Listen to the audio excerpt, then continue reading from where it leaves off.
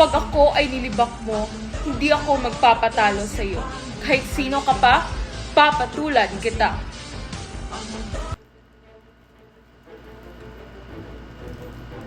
Hay nako, ang dami naman ng mga tao.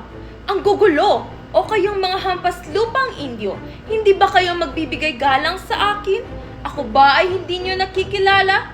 Bueno, ako si Doña Victorina de los Reyes de Espadana. Tingnan niyo ang kolorete sa aking mukha. Ang magaganda at magagarang kong kasuotan na tila ba ay para lamang sa isang mestiza. Bata pa lamang ako, marami ang naliligaw at namamangha sa aking kagandahan. Ngunit itinaboy ko sila. Kasi naman, bakit ako magpapakasal, magpapasakal sa isang Indio? Hindi ito maaari.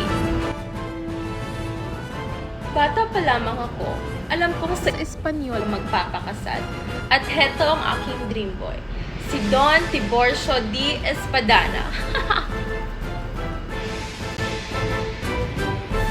At alam niyo ba, isang araw na padaan kami sa tapat ng bahay ng isang alperes at nagkataon na roon si Doña Consolacion. Abay, bigla namang sumimangot at dumura sa harapan ko. Napakawalang modo. Kuheror, no se puede. Kaya ngayon, kanino ba kayong kakampi? Sa akin o kay Consolacion? Ano, sa kanya ba kayong kakampi? Sige, magsama-sama na kayo mga pangit at peke sa impyerno at kami lang magaganda ang mapupunta sa langit.